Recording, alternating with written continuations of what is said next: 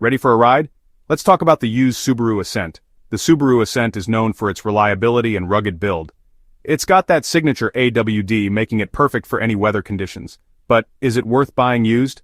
First up, reliability. Subaru has a great reputation for long-lasting vehicles. The Ascent, with proper maintenance, can easily hit 200,000 miles or more. So, thumbs up on that front. Next, cost. A used Ascent usually comes with a lower price tag compared to new. Plus, depreciation hits hardest in the first few years. Buying used means someone else took that hit for you. Score. Now, features. Even older models come packed with tech and safety features. Things like eyesight driver assist, spacious interiors, and a solid infotainment system are standard. No cutting corners here. But there are a couple of risks.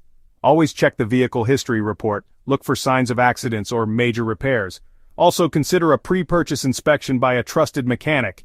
Better safe than sorry. So, is buying a used Subaru Ascent smart or risky? With its reliability, cost savings, and features, it's a pretty smart move. Just do your homework and you'll be riding in style. Ready to take the plunge? Happy driving.